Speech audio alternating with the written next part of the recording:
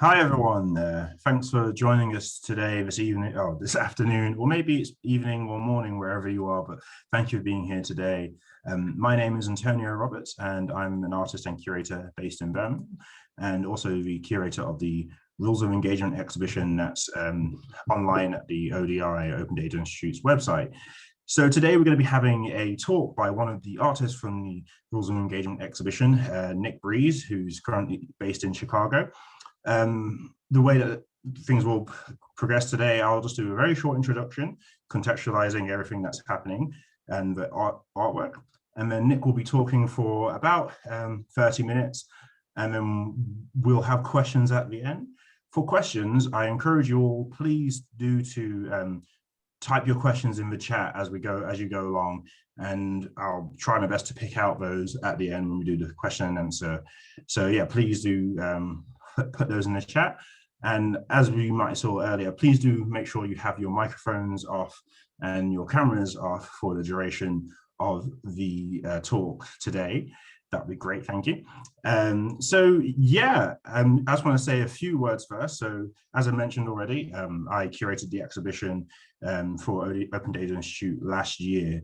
And really, I just want to kind of introduce what the exhibition was. It features the artwork of 3 different artists, all of whom are kind of ethically engaged with technology in some way. So those artists are Everest Pipkin, whose talk hopefully you saw last week, Nick Briz, who's here today, and AM Dark, who is currently finishing off their work for the exhibition and will be premiering that very soon. I'm really excited about that. So just to introduce the exhibition, I'll be reading the Curatorial Statement, which you can see on the culture.thodi.org website. So rules engagement. It presents the work of 3 artists whose collective works make a case for ethical practices when working with data. Following numerous scandals involving data towards the end of the 2010s, the industry is now being forced to ask critical questions about its data collection and handling practices, and to consider embedding ethical practices at all stages. The old model of move fast and break things has brought with it accelerated innovation, but also an increased risk of data mishandling and misuse, leading to real-world implications to often already marginalized groups of people. And these 3 artists presented are united in their critical approach to systems that have allowed unethical use of data. Through their work, they ask important questions about data ethics and lived experience. Why might there be mistrust in current practices? Should data collection even be considered in the first place? What are the benefits and pitfalls of collecting data? How are biases encoded into data practices? What do ethical models of innovation look like? And who are the people / communities impacted by data misuse or invisibility? By seeing people as more than just data points, the artists in Rules of Engagement encourage those with power to reimagine how we engage with data. By doing so, we can ensure a data future where data and the people it affects are treated ethically. So yeah, if you want to see more of the artworks, you can go to culture.thodi.org to experience all the works, including AM's whose will be released very soon.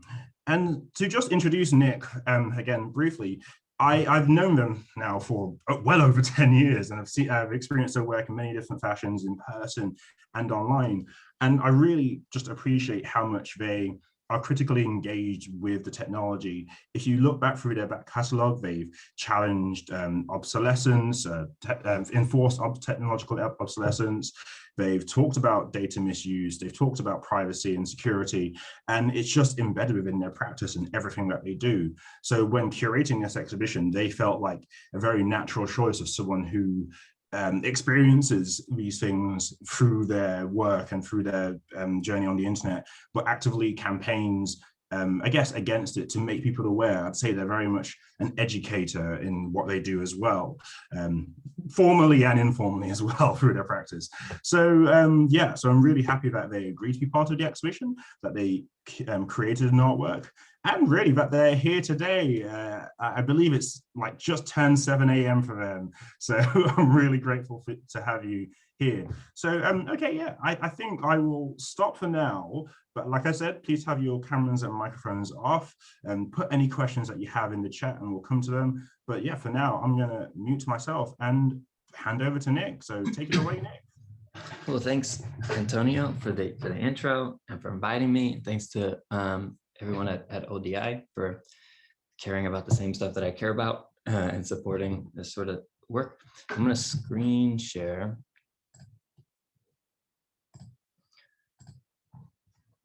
And also, so the work for the show is called How They Watch You, and that's the title of the piece, but also the URL, howthey.watch/you.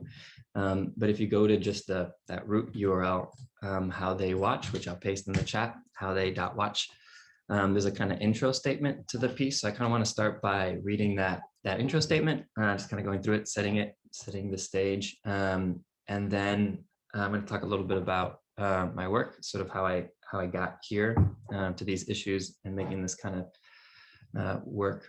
And then hopefully, yeah, like Antonio mentioned, have some time for Q&A afterwards about this piece or any of the other ideas that I'll share with you all today. All right, so this is sort of the intro statement to the piece. It says, hello, 0DEB1E. If you've got a few minutes, I'd love to show you how they watch you. Who's they?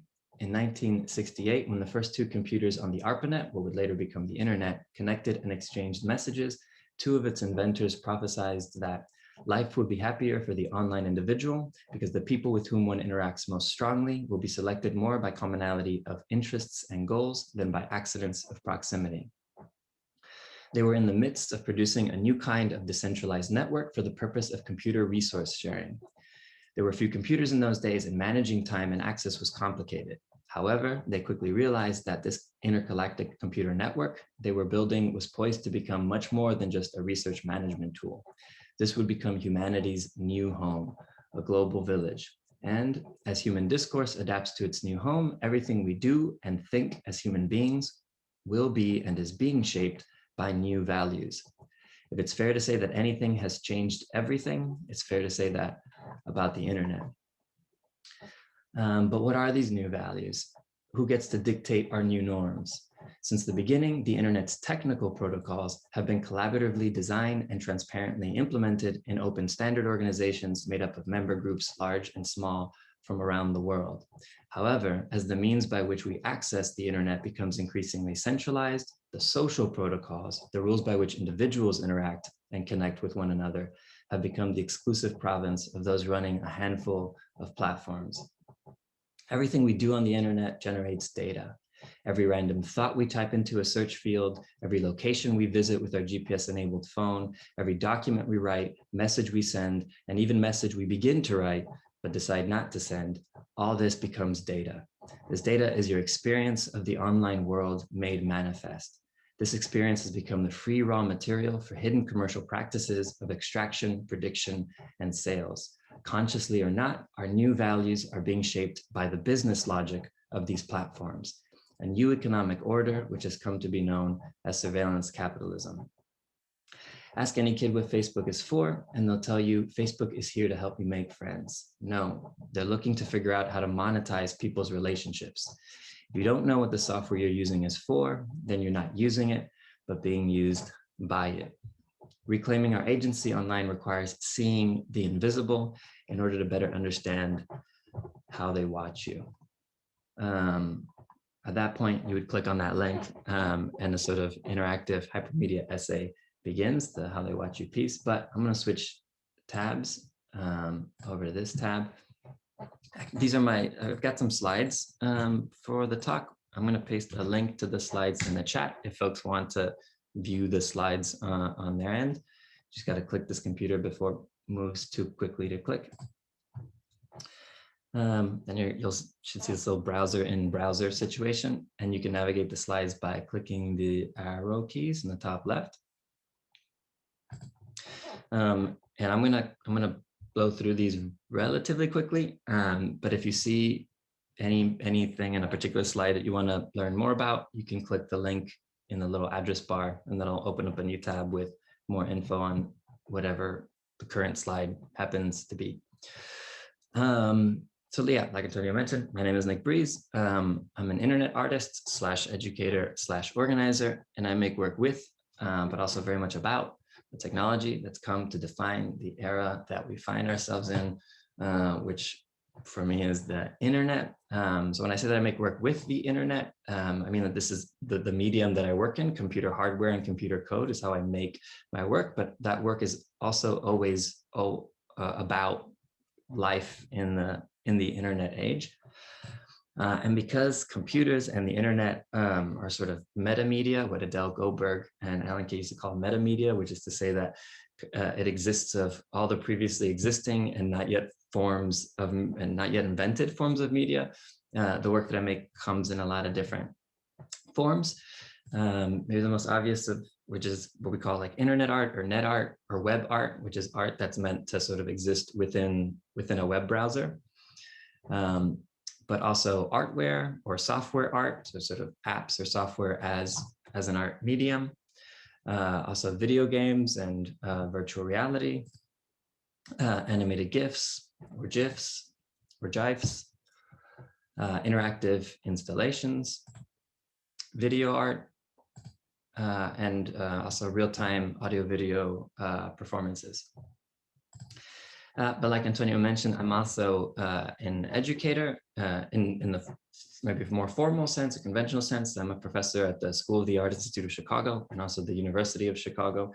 But I also make a lot of online tutorials, video tutorials, but also interactive tutorials, and also sort of web-based digital literacy tools, mostly focused on artists and designers, like this one called the 3JS Playground. And I'm also an organizer. I put together a lot of events, festivals, conferences, art shows around these themes. This is from a series called Data Rules Everything Around Me that I co-organized with an art collective that I co-run called netizen.org. I'll paste that actually in the chat, netizen.org. This was a speaker series where we invited all sorts of artists, researchers, activists that are kind of working on radical projects in response to some of our most pressing digital issues. So this sort of work that I've been making, I've been doing for over a decade now, but I got into this when I was in film school, when I was in college. Then I was really into the work of a lot of sort of avant-garde filmmakers and experimental filmmakers like Stan Brakhage. This is a still from one of Stan Brakhage's films. For folks who don't know Stan Brakhage, he would make films by he had a lot of different techniques, but my favorite of his films were he'd take clear film leader and actually paint on the celluloid and scratch on the celluloid directly and then kind of run that through a projector. And I really wanted to make work like that when I was in college. The problem was that my film school was no longer teaching how to shoot on film, on actual celluloid, and instead was switching over to digital video, which was admittedly a lot more cheaper, more contemporary, more convenient. But it posed a problem for me and the kind of work that I wanted to make, because you can't, scratch or paint on digital video like Stan Brakhage would. But I figured if Brakhage started scratching and painting on celluloid as a way to kind of deal directly with the medium, if I wanted to kind of take the same approach, at least conceptually, kind of figure out, kind of work directly with the medium of digital video, I figured that meant I should start figuring out how to hack binary code, right? Because beneath all digital files, whether they're video, audio, images, even software, we've got machine code at the kind of core, binary code being one way of sort of representing that machine code. And I found some tools that developers would use to sort of fix bugs in executables. I gave you access to this machine code, this binary code, and started hacking, sort of digitally scratching my videos. And to my surprise, aesthetically, it looked a lot like Brakhage's films, which was exciting, even though technically it was a different process, though conceptually the same. I started calling these binary videos at the time, but once I started sharing them on the internet with other folks, I realized that there was a community of which Antonio is also part, known as glitch art. So I started calling this glitch art. And sharing these videos on the internet. But what I got pretty quickly, what I got more excited than, or more interesting to me than the aesthetic and the the sort of videos that I was making was the process of making these videos.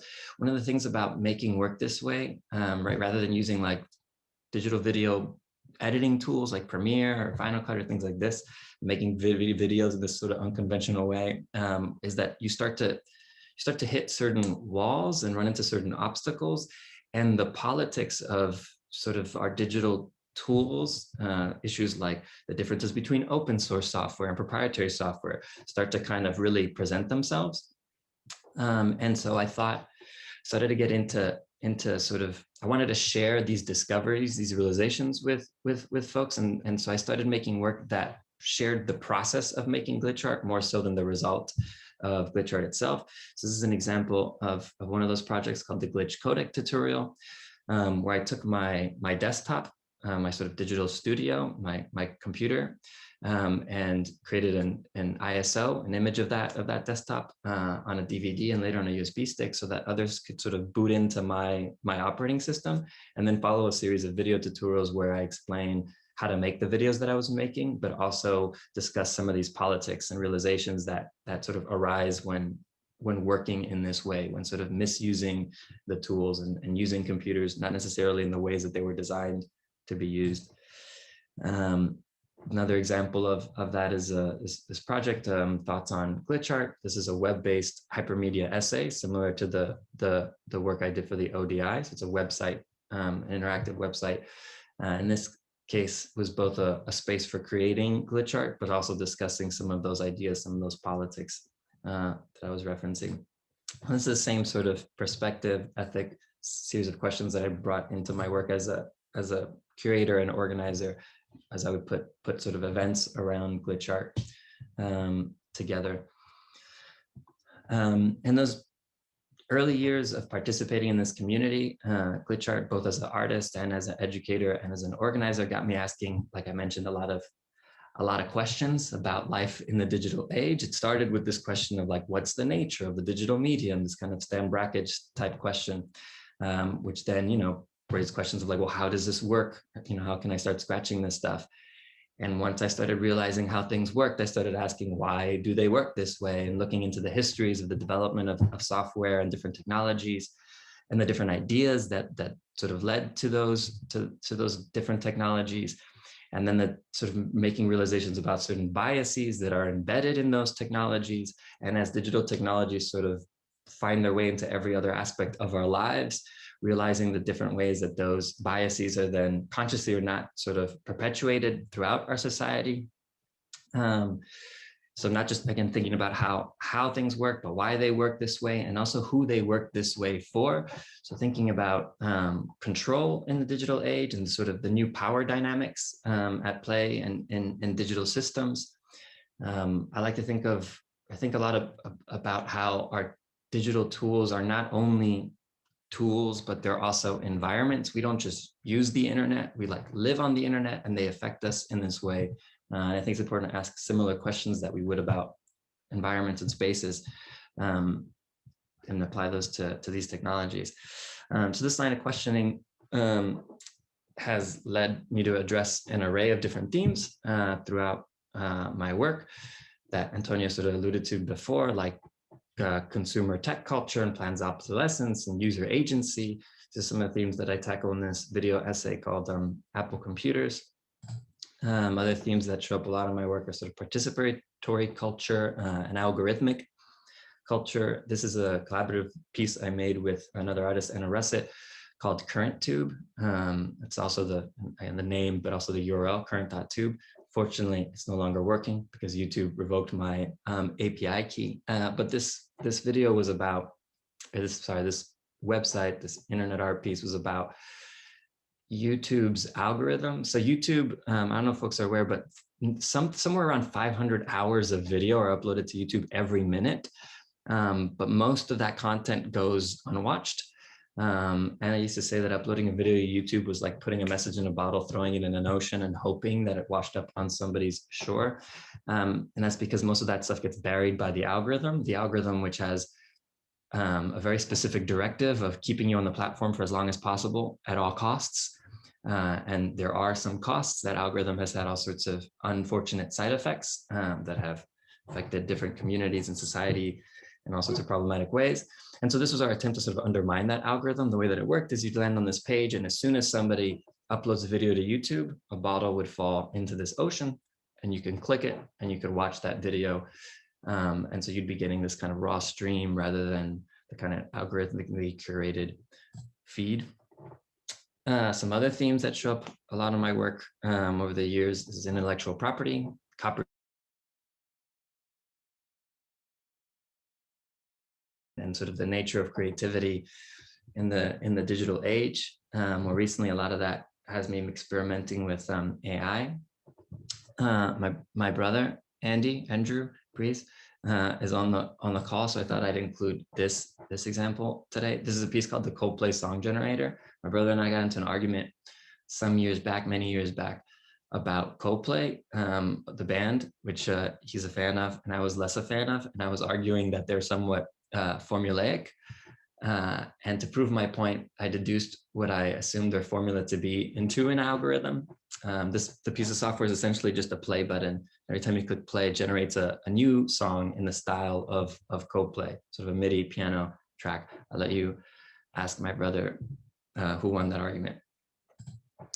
But the theme, that maybe I've been most sort of focused on in recent years, and one that I've been tackling for a long time, is the issue of privacy, government and corporate surveillance, and this sort of new paradigm we're in now that I mentioned in the intro, surveillance capitalism.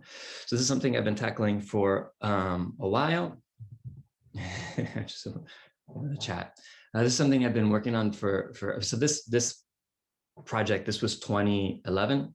And in those days, the issue of privacy and surveillance was something that folks, that some of us were becoming aware of, but that the general public didn't quite realize. People generally kind of felt like Google and Facebook and these things were just free, and they didn't quite think about how they made money. And so a lot of my work then was focused on just getting people to realize what the exchange was, the exchange that was going on. So this was a piece called The Charge for Privacy. It was a cell phone charging station. It's actually, it was shown in the UK once before at a gallery called Furtherfield, if folks are familiar with that, in London. But it was first made for Miami Art Basel, a couple galleries there. Folks are constantly sort of walking around from gallery to gallery during Art Basel in Miami. And so we thought a charging station, this was a collaborative piece with my cousin Paul, who I work with a lot, and a couple of our friends, Raymond Branger and Joselle Galiz. And so we started talking about making some sort of cell phone charging station, something that that folks would be drawn to for practical purposes, but that we could also use to make a point. So we decided that this charging station would function as a metaphor for our relationship to these new surveillance capitalist tools. And so the charging station has terms and conditions engraved around the box, which we took word for word from Facebook. We just swapped the word Facebook for ours. And what the terms and conditions say is that we have the right to do whatever we want with all of the photos on your phone. The reason it says that is because as soon as you plug your phone in, a screen on the other side would say phone detected, charging your phone, downloading all of your photos, projecting your photos in the gallery, which is what this person on the right is sort of looking at. On the other side of the wall is a projection that's sort of cycling through all the photos that are automatically downloaded from every phone that use the charging station. Again, trying to shine light on this new relationship, on this new sort of exchange of data for services.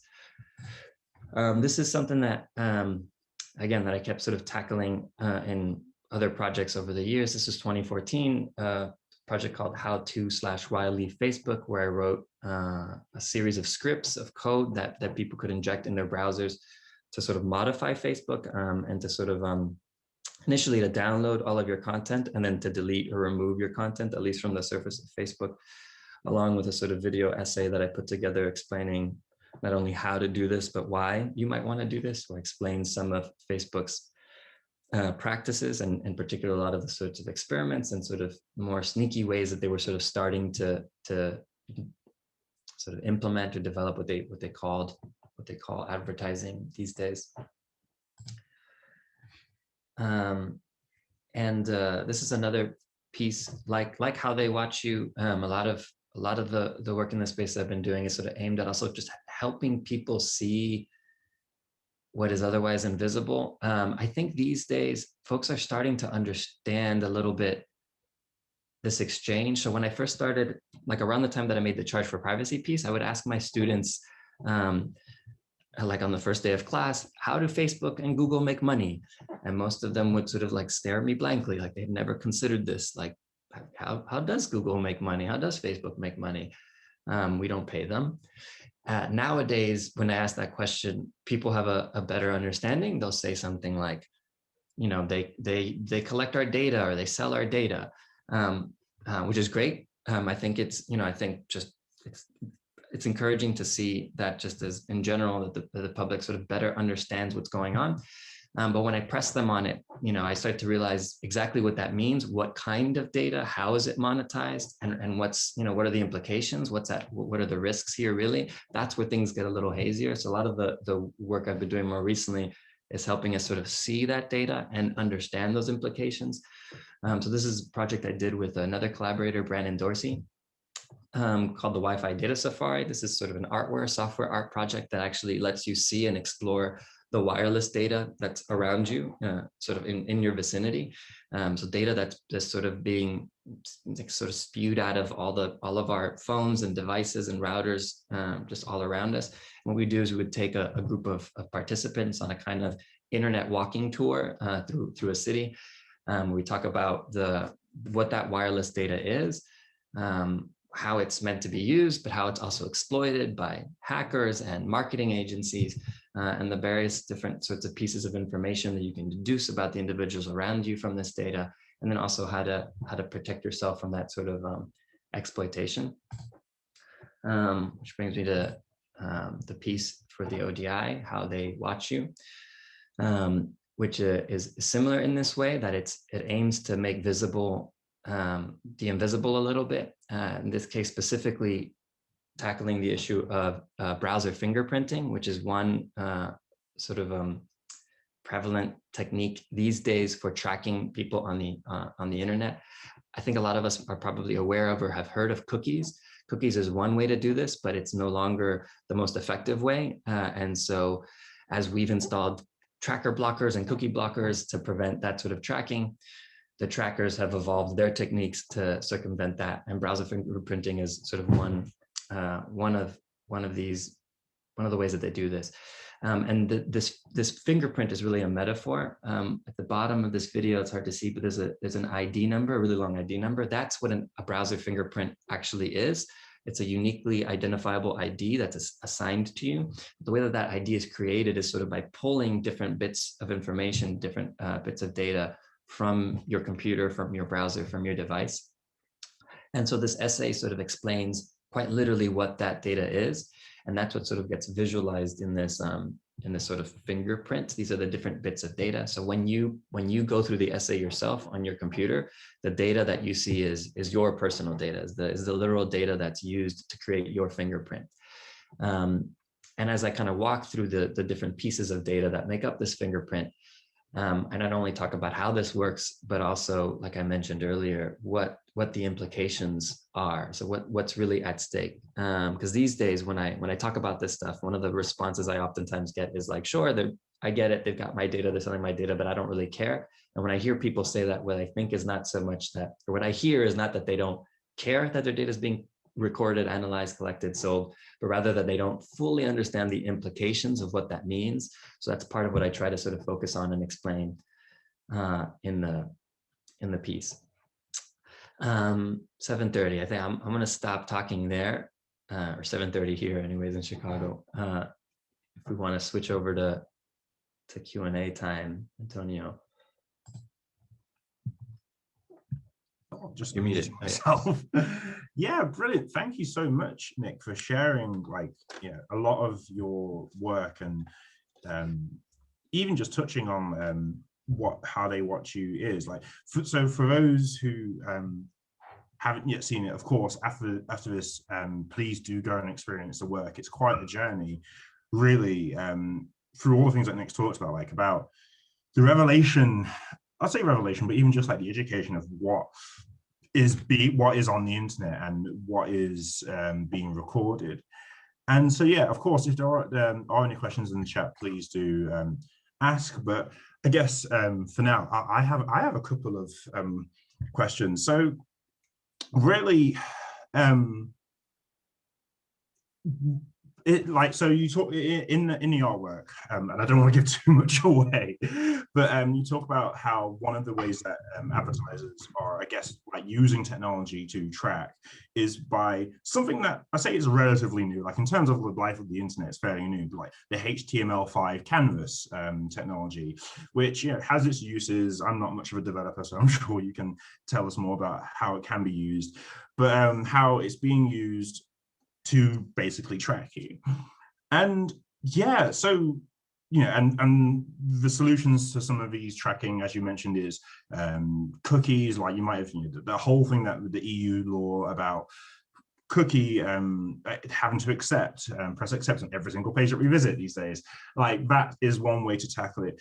But do you see that what is going to be, I guess, the end game? Is what's the solution? Is it going to be basically that we either have to strip back our experience on the internet, disable cookies, disable JavaScript, or is the solution, or is a potential solution that a technological one? Could it be like a new technology that every browser implements that suddenly prevents tracking? Like where do you see there being any sort of solution? Yeah, well, so I don't know if that's a setup for me to share this link or not, but I have a very long answer to that question here.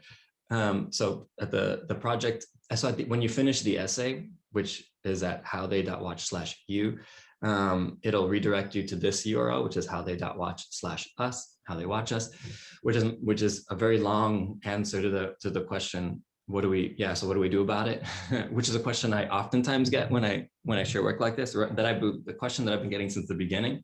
And so I've realized I've needed to have a real sort of clear and solid answer to that question. So that's what the URL is. The way that I have that link set up is, so there's kind of 3 links there. And there's the first 2, I mean, the last one is sort of references and resources. So it's just the reference, also sources for all the claims that I make in the essay, because some of them are hard to believe, but very much real. But the first 2 links are what I call like long-term solutions, and then like short-term solutions. So the short-term solutions kind of focus on the sort of more immediate personal solutions, like the kind that you were talking about, like adding cookie blockers on your computer, which is, I realize what a lot of people are asking when they ask me, what can I do about it? It's like, well, how can I at least protect myself, my data? And so I go through a whole bunch of, different ways to do that, different tools, things like VPNs, alternative to surveillance capitalist platforms, and things like this. But one of the things that I stress is that these are short-term solutions, that as long as this business model of surveillance capitalism remains like the prevailing sort of paradigm for our digital tools, tracking is not going to stop.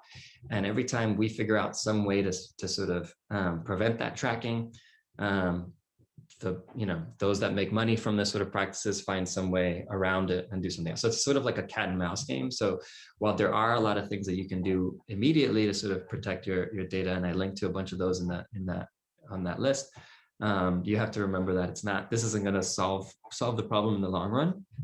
So I also have a list of long-term solutions in terms of just more kind of coming from the perspective of maybe like sort of activists, just in terms of like what you can do in terms of staying informed and sort of discussing these issues and participating in different organizations that are working to address these issues. But one of the things I think really like what we need is just a different business model. I think like that cat and mouse game I was talking about is never going to end, and it's going to continue as long as surveillance capitalism is like the way that we fund these tools.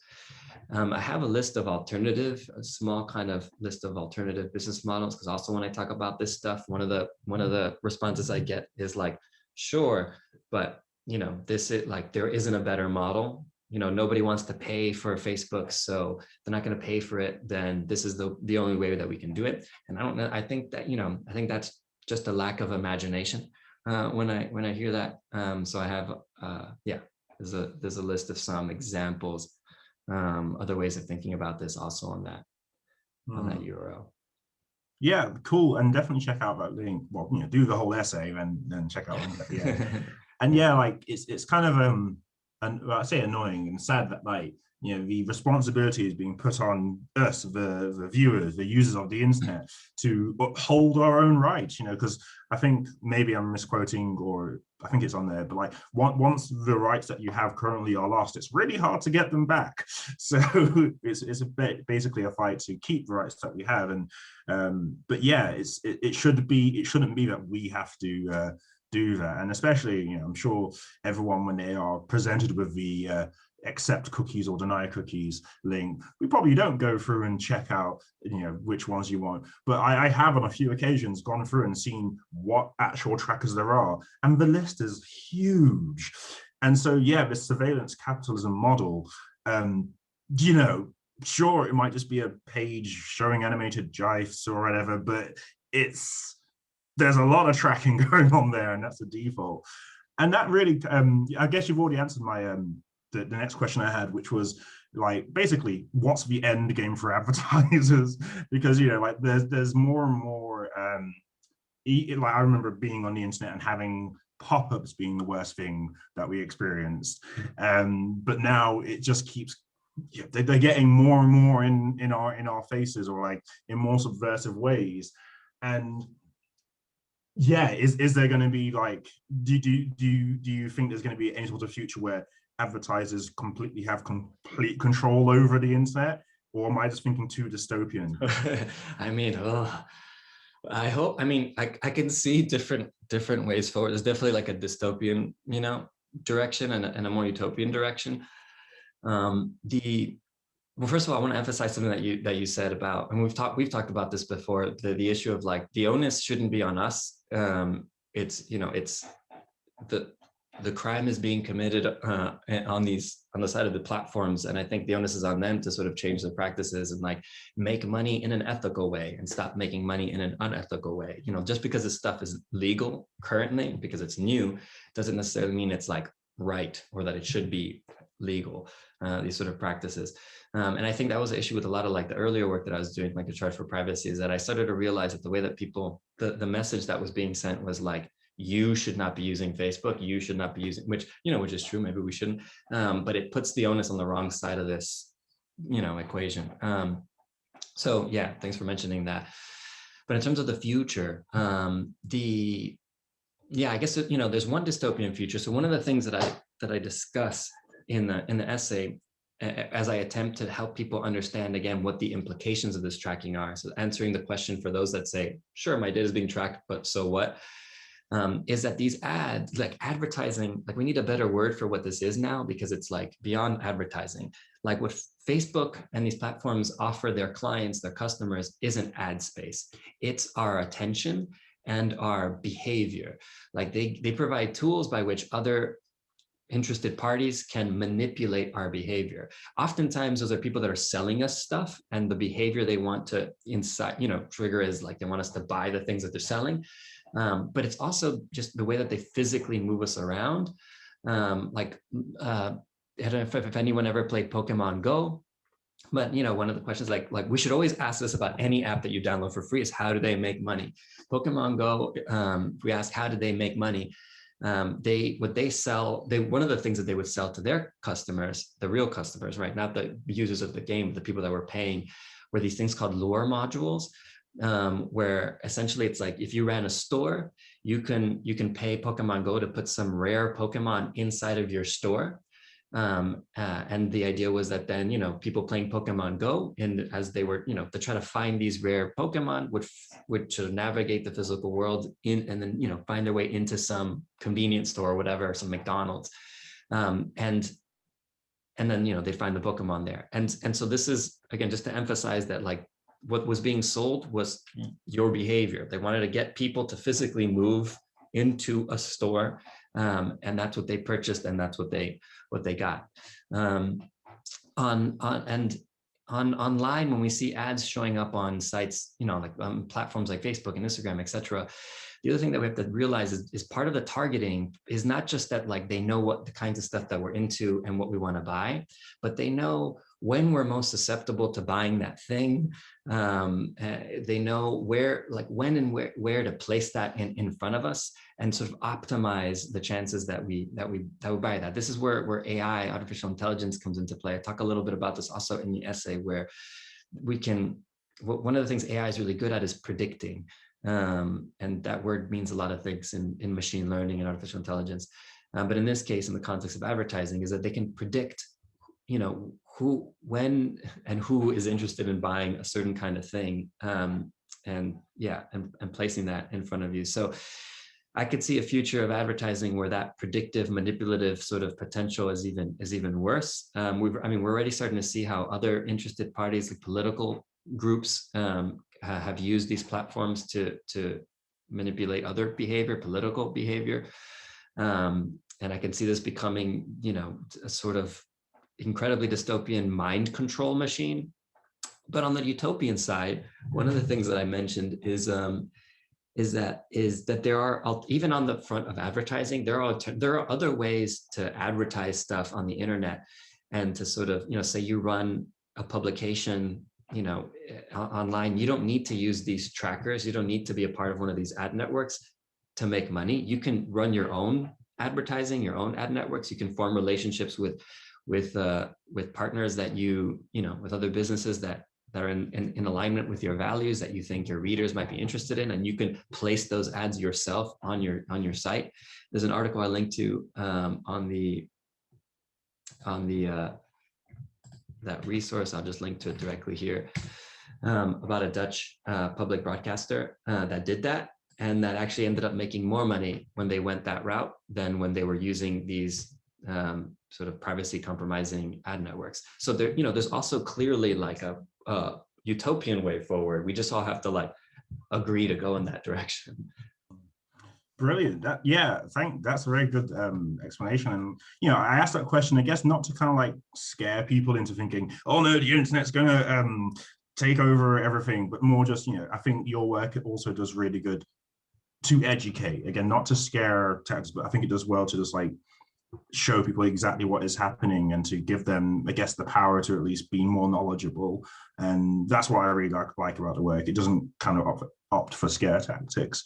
And yeah, hopefully, you know, whilst I really love the work, in one way, I hope it in a way like becomes obsolete because tracking goes away, and you know, all of this becomes a historical thing where it's like, in the past we had tracking and now we don't. So, you know, I hope that in the end that's what happens. Like, and you know, like to keep on the positive angle a little bit, that has happened with a lot of my work. It's become obsolete. Like the charge for privacy no longer works because Apple, you know, Apple, because they're maybe a company that doesn't rely as much on surveillance capitalism, they've like updated the way that their software works to be much more privacy focused. And so that project, just like the software I wrote, just no longer works. I can't just like pull people's photos automatically when they plug into a charging station, which used to be a thing, but is no longer possible. So I'm glad that I can no longer show that piece.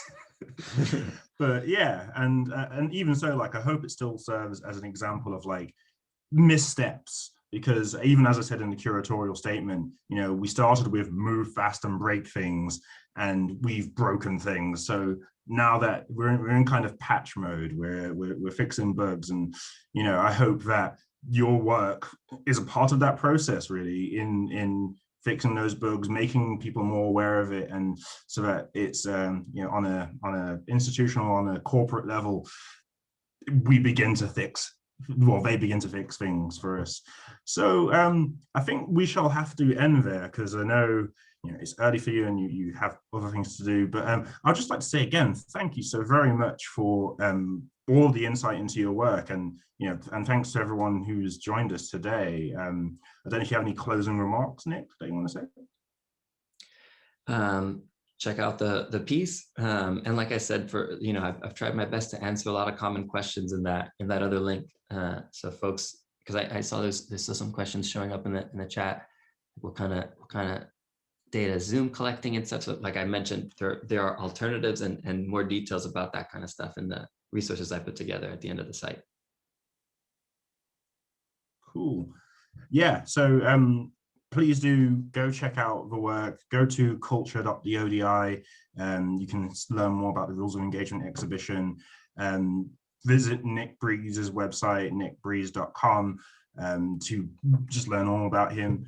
And yeah, so there's not going to be another talk now until 18th of June, when we'll be joined by AM Doc, who'll be presenting their new piece made for the Rules of Engagement exhibition. So yeah, I think on that note, I'll just say thank you to all again. Thank you to Nick, thank you to ODI for hosting, thanks to Hannah Redler, who acted as producer on the exhibition.